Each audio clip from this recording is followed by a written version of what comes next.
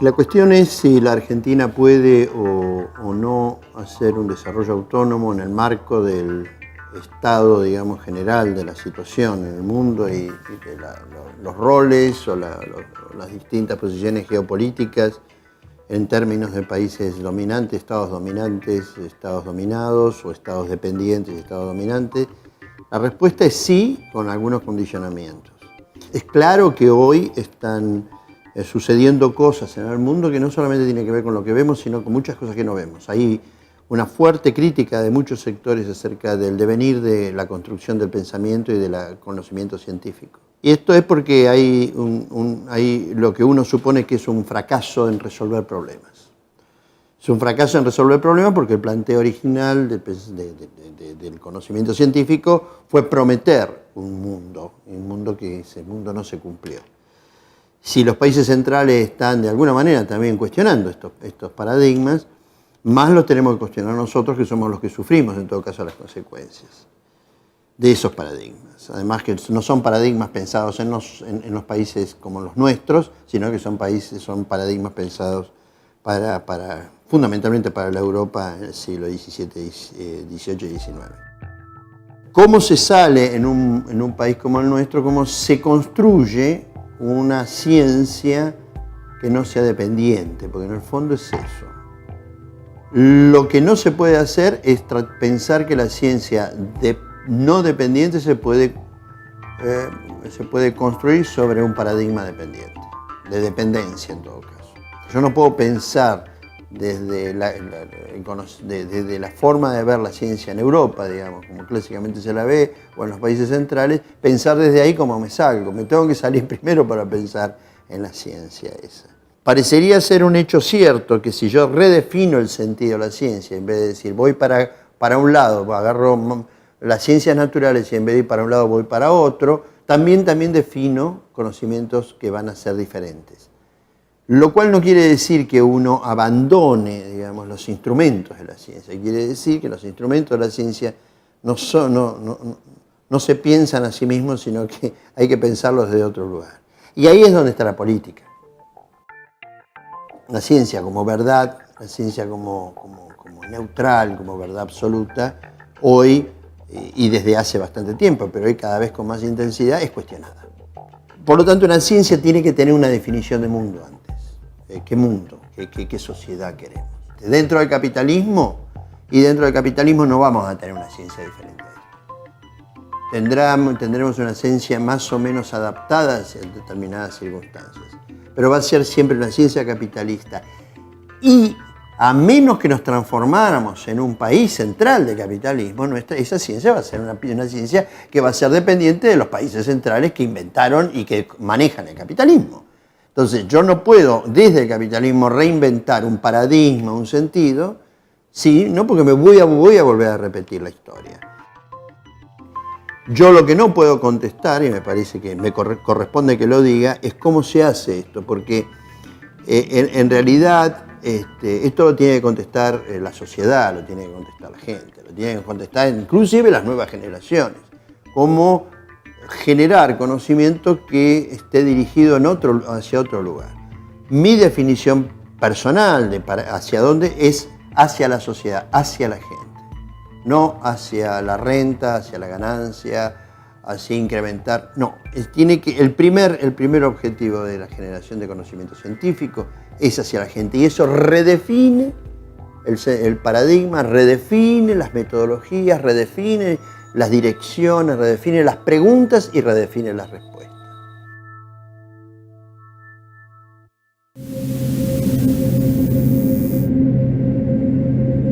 El tema que vamos a tratar con los doctores Carrasco y Lucero es uno de los temas más ríspidos, más controversiales. Yo no tengo una posición tomada, sencillamente porque cualquier posición que tenga no sería educada. Yo no soy médico, no hice ninguna investigación, no sé cuán contaminante es el glifosato, a mí no me paga nadie. Me imagino que ustedes deben haber tenido por diferentes razones, y ustedes las contarán o no, o presiones o sugerencias para que digan o para que no digan. Doctor Carrasco, ¿qué es un agroquímico? ¿Qué es el glifosato? Bueno, un agroquímico es una sustancia que produce que mata mata plantas, digamos, que no son deseables. En el caso del glifosato, como está asociado a una semilla que está modificada genéticamente para resistir a ese agroquímico, entonces constituye un paquete tecnológico que obviamente fue hecho por una empresa multinacional y que Monsanto y que permite digamos una técnica, un modo de producción que es en gran escala, digamos, lo que se llama monocultivo.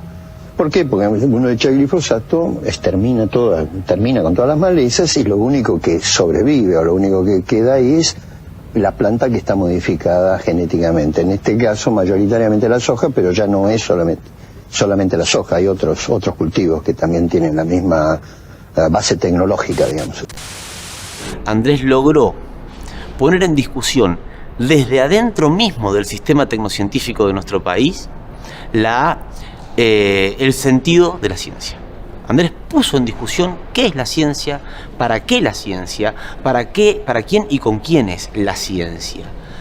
En la acción de subvertir la lógica de primero se publica en revistas científicas con referatos y después recién se difunde a la comunidad, Andrés Carrasco generó un acto revolucionario en lo que es la lógica de construcción del conocimiento validado en Occidente.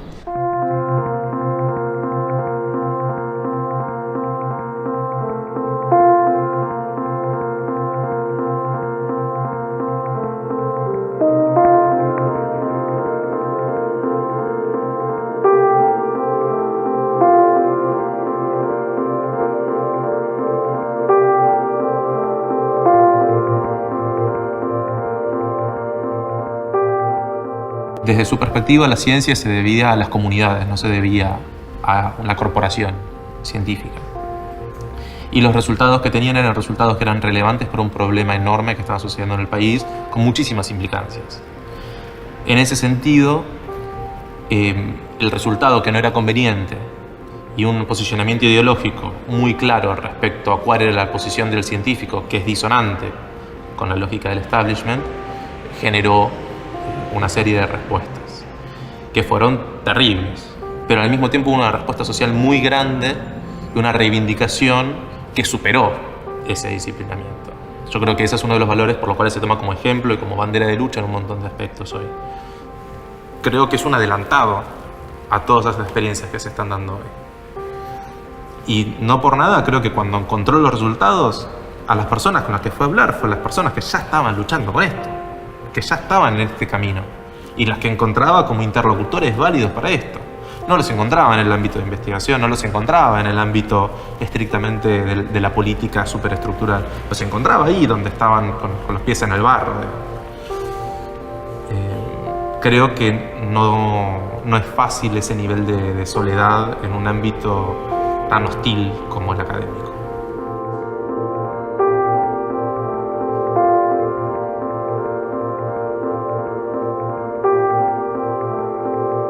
La empresa Monsanto centra la atención de inversores mundiales, ya que dará a conocer este miércoles sus previsiones para el segundo trimestre del año, aunque no son pocas las críticas a las que se enfrenta. En esta ocasión, la resistencia viene por parte de un pequeño pueblo de Argentina, y es que un grupo de vecinos acampó en una zona donde el gigante transgénico construiría una de sus plantas y ha bloqueado las obras. Es una empresa, ustedes la conocen, Monsanto, que tiene un objetivo que es construir un espacio para desechar agrotóxicos. La lucha comenzó cuando parecía que ya no se podía hacer nada. Una inversión de 160 millones de dólares y la creación de 400 puestos de trabajo en una de las poblaciones más pobres de la región. Con esas cartas, Monsanto jugaba en la Argentina la instalación de su mayor planta de secado de semillas transgénicas del mundo. Fue la acción de los vecinos y de grupos defensores del medio ambiente quienes impidieron la puesta en marcha de la que se entiende es una planta de productos contaminantes agroquímicos. Creo que el mundo se está manifestando y le está diciendo no a este tipo de política, a este tipo de modelo que intenta claramente envenenarnos, contaminar a costa de la salud de todos los pueblos del mundo. A partir de esto se empezó a pensar en qué se come, qué se produce, de qué vivimos. La producción agrícola a gran escala y el uso de agrotóxicos están fuertemente instalados en toda la región latinoamericana, donde sin evaluar sus efectos, se generan miles de millones de dólares por la exportación principalmente de soja y maíz transgénicos a los países del primer mundo. Para quienes llevan adelante esta lucha, sin embargo, los pequeños triunfos abren una puerta a la esperanza. Porque no puedo bancarme que a los pibes de Argentina les sirvan desayuno, glifosato y herbicida. Te lo digo, te lo canto. Te lo digo, te lo canto. Te lo digo, te lo canto. Te lo digo, te lo canto. Te lo digo, te lo canto. Te lo grito. Te lo digo, te lo canto. Te lo grito. ¡Fuera Monsanto!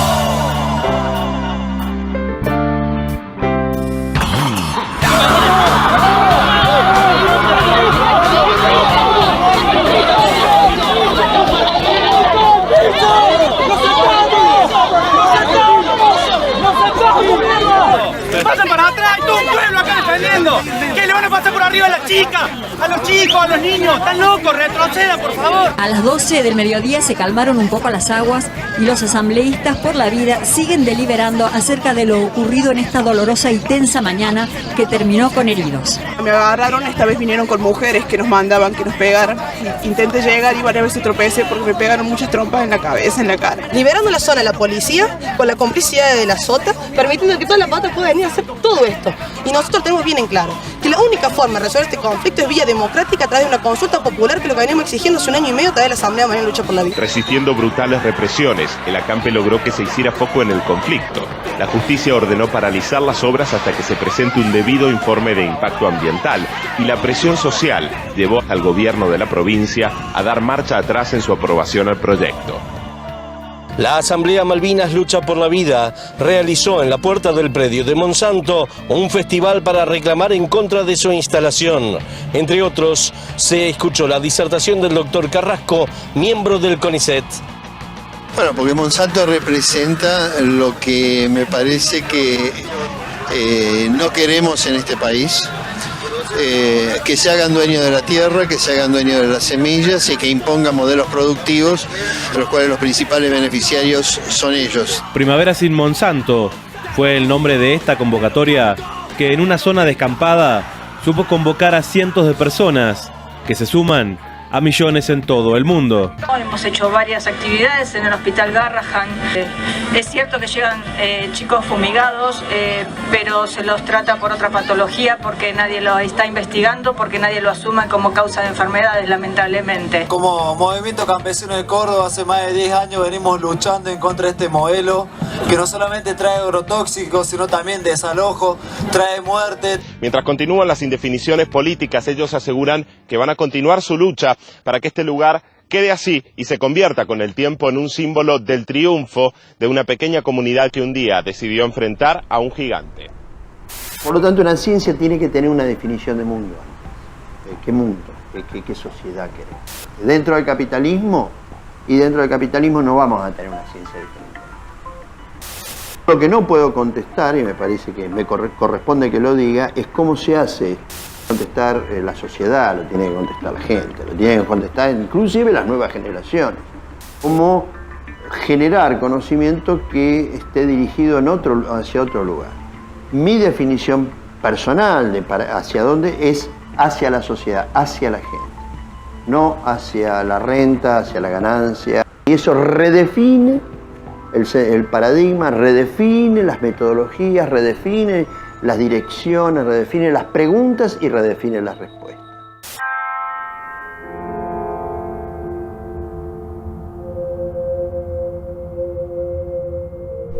Fui peón rural, me desempeñé cargando aviones con veneno para fumigar los campos. Coleccionaba las etiquetas de los envases porque me parecía increíble lo que ahí se explicaba.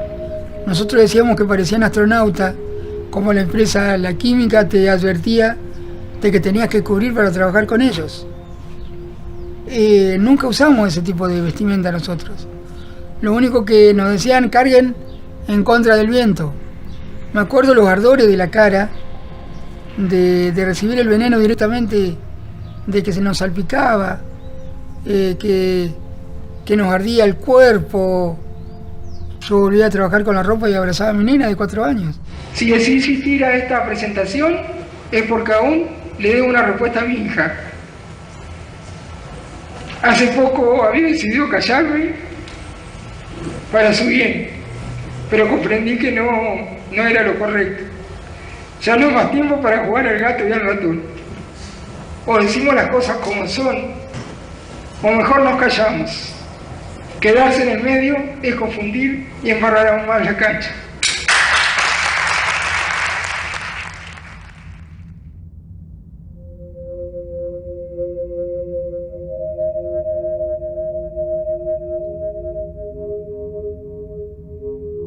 Veo que adelante mío había un hombre de ojos claros, yo no conocía.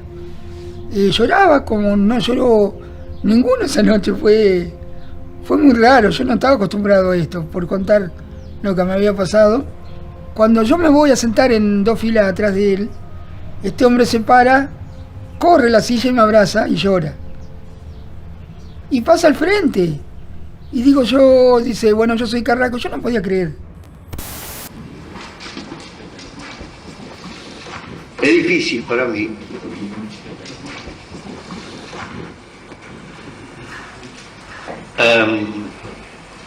hacer esto que tengo que hacer.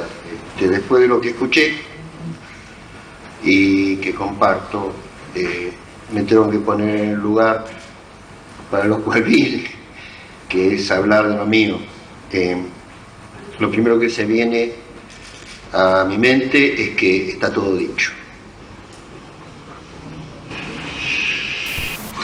Miren, la ciencia puede acompañar la realidad, puede explicar lo que está pasando. Lo que no puede hacer la ciencia es legitimar o deslegitimar lo que está pasando.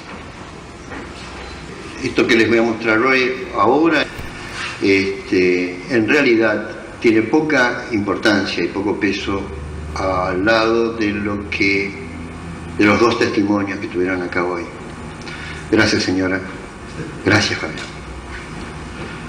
Porque más allá de cómo a uno le tocan estas cosas, una cosa es saber que están pasando y otra cosa es llegar al lado de este relato con sus protagonistas. Si hay alguien acá que sabía, era él. Y si hay algo que rescato de él es haber entregado toda su vida de sacrificio y buena presencia, entre comillas eso, nunca la perdió, pero para el común de la ciencia sí, pasó a ser el detractor de todo lo que los otros defienden. Y todo aquel que se opone al éxito termina siendo una sombra. De ahí mi frase, que es yo soy la sombra del éxito, surgió de pensar todo esto, ¿no? Yo creo que él también tuvo un gran pesar por haber asumido lo que asumió, pero ni aún así su luz fue apagada, para nada. Para nosotros, los afectados, sobre todo mucha gente, en silencio lamentablemente, pasó a ser un ídolo. Y mira que yo no creo en los ideales, en personas impolutas, pero yo creo que él fue algo muy especial. No pueden ser exceptuados de esa responsabilidad aquellos que tienen la responsabilidad no de trabajar para Monsanto, sino de no callarse la boca. No callarse la boca. Ni con Monsanto, ni con Grobocupatel, ni con aquellos que tendrían que instrumentar los mecanismos para proteger la naturaleza, o preservarla, o monitorearla, como quieran llamarle, y no lo hacen. Ese descompromiso puede ser del político, puede ser de la empresa, puede ser de muchos, puede ser. También es de los científicos, porque ellos tienen la obligación. La ciencia no es neutral, y si los científicos piensan que la ciencia es neutral, están cometiendo no solamente un error, sino una irresponsabilidad. Porque cada creación tecnológica y científica, y este es un ejemplo, está destinada a un propósito. Y los propósitos no siempre son virtuosos. Y no es un problema de contenidos, es un problema de sentidos, porque no hay ninguna perversión en agarrar una semilla y poner un pedacito de DNA. El problema es que hay un sentido de ponerle un pedacito de DNA adentro de una semilla para que esa semilla sirva para hacer algo que uno quiere que haga. El hecho en sí no tiene valor ético, es el sentido de por qué se hace eso con la ciencia. Si el contenido puro es contenido, pero siempre hay un sentido. Y los sentidos no son neutros, como quieren algunos colegas. Los sentidos tienen intenciones. Los sentidos tienen contextos históricos, tienen intereses económicos, tienen cuestiones políticas, tienen cuestiones ideológicas, o tienen estupidez. Que quizás sea uno de los males más grandes de esta humanidad, la estupidez. Gracias por haberme escuchado.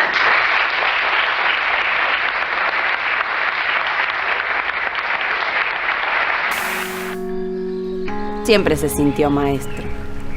Y hablaba bastante de esa época, aunque creo que fue corta porque trabajó de eso durante la carrera. En los últimos meses de su vida, el último año, él recibe un mail donde un hombre ya grande, de casi 50 años, le contaba que había sido su alumno cuando él era maestro y que recordaba muy bien qué clase de maestro había sido él, que lo había motivado, que era un maestro desobediente, como él fue Andrés en todos los ámbitos, desobediente, que no seguía la currícula, sino que generaba situaciones, digamos, de contacto con la naturaleza o de espacios creativos, donde los chicos ponían en juego muchas cosas que otros maestros no permitían y este hombre reconocía que había seguido la historia de este maestro a través de los medios y que lo admiraba y lo respetaba y que estaba muy orgulloso de saber que ese maestro había seguido adelante con sus ideas y peleando por situaciones de justicia en distintos ámbitos y también cerraba la carta diciendo que este maestro había hecho de él una persona mejor. Y esto es realmente muy, muy emocionante. Andrés, cuando leyó esa carta, lloró mucho y compartió conmigo ese sentimiento. Es una de las cosas que yo recuerdo que más le ha emocionado, por lo menos en el tiempo que compartimos.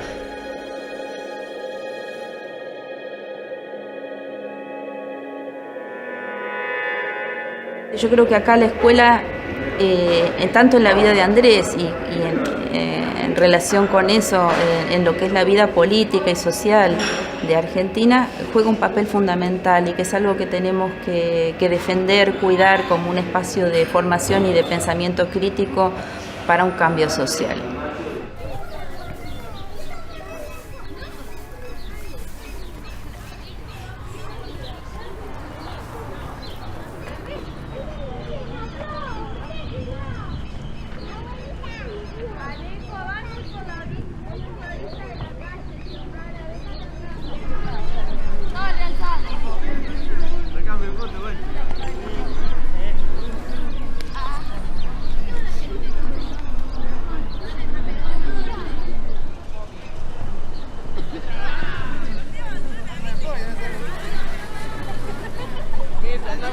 Saladillo es una sociedad tradicional, una sociedad que vive del campo. Muchos chicos trabajan en el campo, muchos chicos nuestros. La escuela está en lo que es, digamos, la periferia de la planta urbana y de acuerdo a normativa hasta 500 metros es permitido fumigar. Así que imagínate que estamos en situación de riesgo.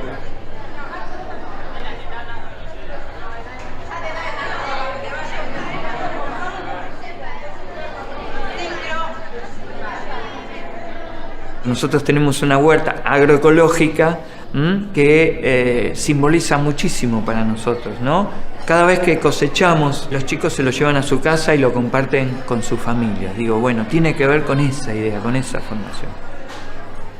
Digo, hay otros modos de producir, hay otras formas de conseguir los alimentos, y que justamente tiene que ver con otro enfoque diferente al del capitalismo brutal, que es el que lleva adelante este modelo de agrotóxico. Yo creo que lo que hicieron fue romper con el conocimiento, los conocimientos locales, los conocimientos que mismo había en Saladillo, ¿no? Que tenían que ver con guardar la semilla, volverla a utilizar al año próximo, no depender de una empresa que te venda la semilla, que te venda detrás de la semilla el glifosato, los fertilizantes.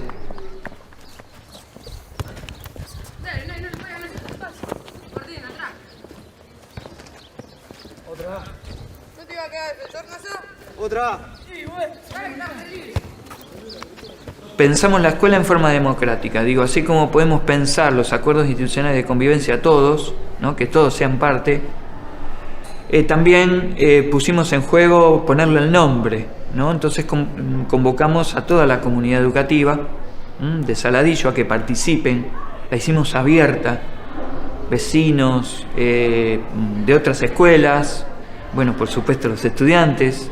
Surgieron 3 propuestas, por supuesto que había que fundamentarlas. Una fue René Favaloro, Luis Alberto Spinetta fue la otra propuesta, y Andrés Carrasco. Los chicos les encantó la vida de Andrés, una persona, un científico que podría haber estado viviendo en Estados Unidos, en Europa, y bueno, y sin embargo se quedó acá, y bueno, y se la jugó por meterse justamente con empresas transnacionales, y bueno, yo creo que eso a los chicos los motivó, los encendió para que, bueno, Andrés Carrasco en la elección ganara, pero casi de forma abrumadora.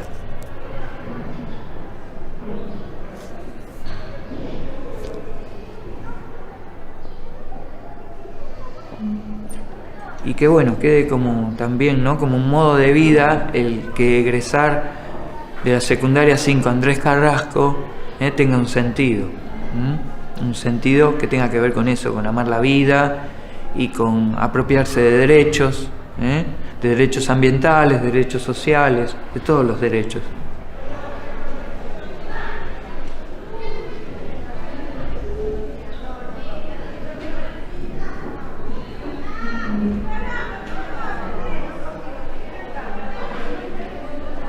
Yo fui a una primaria, en realidad la primaria la hice en la escuela rural, y la verdad que en una de las primarias sí, también fui afectada por esa fumigación. O sea, vos salías al recreo y veías el mosquito fumigando. En esa altura de mi vida por ahí no tenía conciencia de qué era eso, por qué se fumigaba. Estuve viviendo ahí, digamos, como sin saber, y qué sé yo, es como que es impotencia, digamos, porque me pasó a mí, seguramente le puede estar pasando a alguien más en este momento, o le va a pasar mañana. O sea, es impotencia lo que siento por ahí en este momento. Por ejemplo, mi hermana tuvo 2 operaciones en lo que va su vida y es re chiquita. ¿Y por qué, digamos, le pasa a ella, digamos, en este momento, no? Y probablemente esa enfermedad pudo haber sido producto de que esté ahí. O sea, yo no lo sé porque no tengo la prueba específica, pero pudo haber sido eso por la vida que por ahí teníamos en ese momento. O sea, es como que es muy amplio.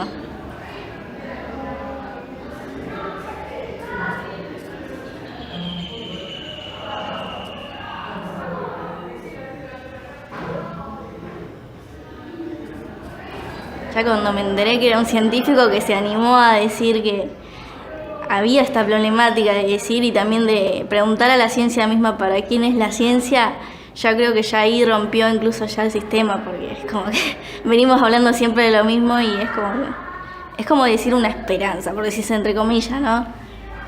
O como algo alternativo, ¿no?